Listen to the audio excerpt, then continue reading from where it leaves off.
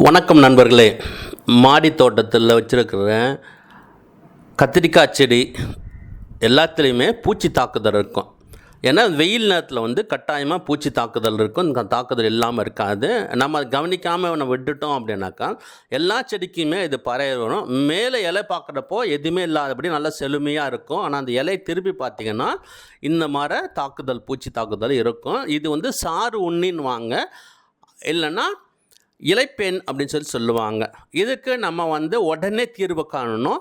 நம்ம இப்போ ஆர்கானிக் முறையில் இந்த பூச்சி விரட்டி நம்ம தெளிச்சிடணும். அது உடனே பண்ணலை அப்படின்னா எல்லா செடிக்குமே இது பரவி வரும். ரொம்ப ஒரு ஈஸி மெத்தேடு தான் நம்ம பண்ண போகிறோம். செலவு ரொம்ப கம்மி. வெறும் ஒரு 10 ரூபா இருந்தால் போதும் இந்த பட்டை வாங்குறது தான். இந்த பட்டை பாருங்கள், பிரியாணிக்கு போடுற பட்டை. இது ஒரு பாக்கெட் 10 ரூபா தான். இது 10 ரூபா கொடுத்து ஒரு பாக்கெட் வாங்கி அந்த பட்டெல்லாம் உடைச்சிட்டு இந்த மாதிரி தண்ணி, சாதாரண தண்ணி 2 லிட்டர் தண்ணி, அந்த 2 லிட்டர் தண்ணியில் அந்த பட்டையை நம்ம அதை போட்டுடணும். நம்ம இதை போட்டுட்டு என்ன பண்ணணும் அப்படின்னா, ஸ்டவ்வில் வச்சுட்டு நல்லா நம்ம இதை பாயில் பண்ணணும். நல்லா கொதிக்க விட்டுட்டோம் அப்படின்னாக்கா இந்த 2 லிட்டர் தண்ணி 1 லிட்டர் தண்ணியாக மாற வரைக்கும் கொதிக்கணும்.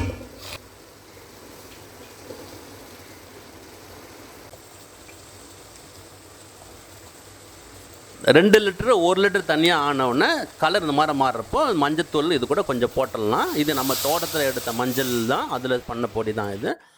இதை போட்டிருக்கேன். எப்போவுமே பண்ணுறப்ப சாயந்தரம் பண்ணினீங்க அப்படின்னா இது நைட்டு நம்ம ஆற விட்டுட்டு காலையில் கொஞ்சம் வெயிலுக்கு முன்னாடி நம்ம யூஸ் பண்ணியிருக்கலாம். அந்த 2 லிட்டரு பட்டை தண்ணி தான் நமக்கு இப்போது 1 லிட்டர் கிடச்சிருக்கு. இது பூச்சி விரட்டியாக கிடச்சிருக்கு. நம்ம அதை பயன்படுத்துகிறோம்.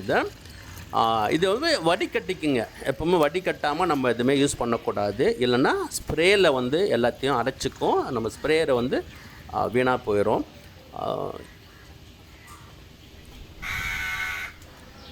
இது கூட தண்ணி மிக்ஸ் பண்ணணும். இந்த தண்ணி எப்படி மிக்ஸ் பண்ணணுன்னா 1:3. இது 1 லிட்டர் எடுத்துட்டோம்னா தண்ணி ஒரு 3 லிட்டர் எடுத்துக்கணும். பூச்சி தாக்குதல் அதிகமாக இருந்தால் 1:2ன்னு சொல்லி நம்ம மிக்ஸ் பண்ணிக்கலாம்.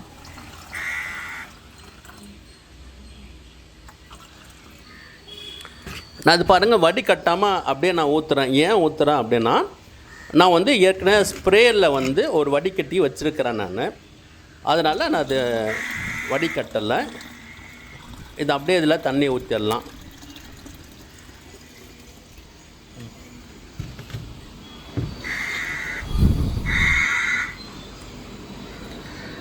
இந்த ஸ்ப்ரேயில் பாருங்கள், கீழே போருக்கு போடுற நெட்டு தான் இது நல்லா மடக்கி வச்சு கட்டியிருக்கேன். இந்த ஸ்ப்ரேயர் நான் வாங்கி 4 வருஷமாச்சு. இந்த 4 வருஷமாக இந்த ஒரு ஸ்ப்ரே தான் நான் யூஸ் பண்ணிட்டுருக்கேன்.